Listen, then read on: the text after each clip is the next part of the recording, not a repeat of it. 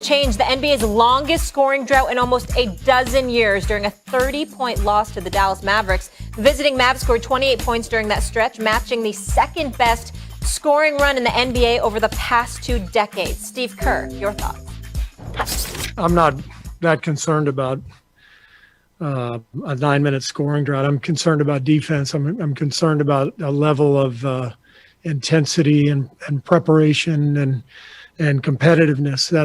That's what was missing. And I'm the head coach, so I did not have them ready to play. Clearly, biggest game of the year, and it was over before it started. So really disappointing. All right, so to reiterate here, fellas, the Mavs went on a 28-0 run in the first half onto a 30-point win over the Dubs. Stephen A., let me ask you this. When Clay returns, are you convinced this team, as presently constructed, can be contenders? Yes. Matter of fact, without even looking at next season, looking at the power in the West or whatever, I'm willing to tell you right now, if Klay Thompson and Steph Curry are healthy together next year, it's easily a second-round semifinals appearance, and I think I'd give it better than a 50% possibility they'll be in the conference finals. That's how lethal I think they are. I think they're the greatest shooting backcourt in the history of basketball.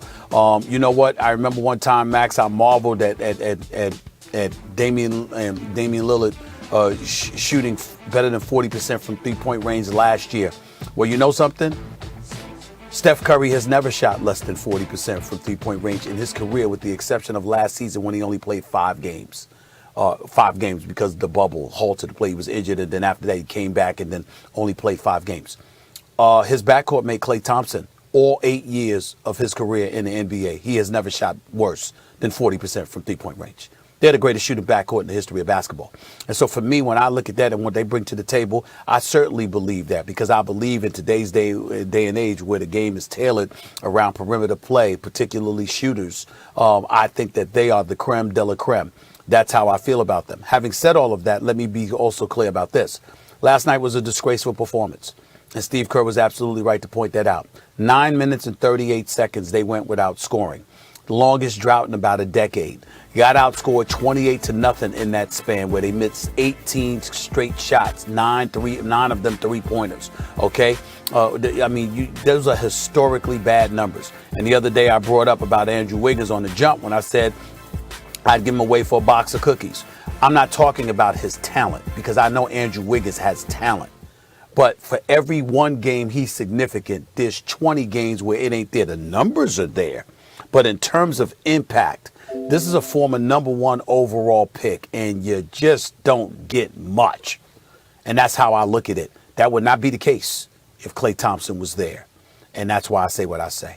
I don't want to underrate Klay's importance. He is a great player. He's going to be in the Hall of Fame one day. He's a great two-way player. He's got size. And by the way, return of Coach Mackey, Stephen A., Steady Buckets, my daughter's basketball skills development program. Coach Mackey uses Klay to teach people how to shoot, right? He's perfect. I get it. It's not enough to make them contenders. And I respect your definition of a contender. You're saying 50-50 possibility they're in the conference finals. You're right. That's a contender. If you would have said, well, they'll get to the second round, I'm not trying to hear that. That's not a title contender. You're saying, no, they got a good shot to make it to the conference finals. That's a title contender. I disagree, as presently constructed. It's not enough, Stephen A., because we're so quick to look at Steph and Klay and think of those old Warriors. Really, I thought the second most important player on those old Warriors pre-KD was Draymond. He was the pick-and-roll partner with Steph. He was the do-everything guy on defense. He was the reason you could play 5 out, because at that point he could shoot the 3. He can't shoot the 3 anymore. He's a little bit older.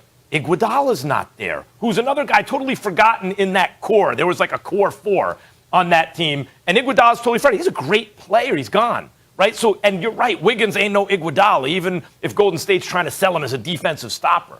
No, he's not. Now, here's the good news for Golden State. As presently constructed, I disagree with you, Stephen A. They ain't doing anything in the West next year. They'll make the playoffs, maybe get to the second round, maybe not. However, who says they're going to be as presently constructed?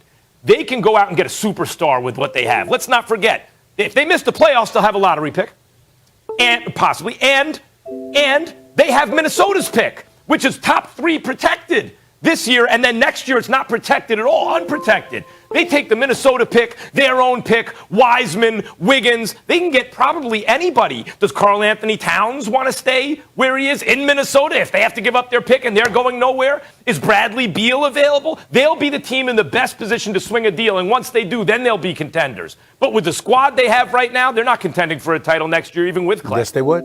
Yes, they would, because you're thinking about the squad that they have, and you're not thinking about the impact a player can have on how others look. You're not thinking about how the combination of Clay and Steph makes Draymond better as a point forward and even as a defender, because you're energizing. You're not soaking up all your energy trying to bring these young dudes along. You're thinking about Wiseman, who's 7 feet. He's only 19 years old. This was his first year in the NBA. Next year, well, guess what? Some of the physicality that he had to absorb this year, because all you had to concern yourself with was Steph. Now you got to worry about Steph and Clay, which is going to put him in isolated situations in a position to do damage. That's also going to leave some of the or relieve some of the onus from Draymond Green's shoulders as well. And whether it's a Wiggins or an Oubre or whomever else that you have there, along with the young talent that they have, again, it's as great as Clay is, and he is a future Hall of Famer without question, first ballot, 3-time champion, all of that other stuff.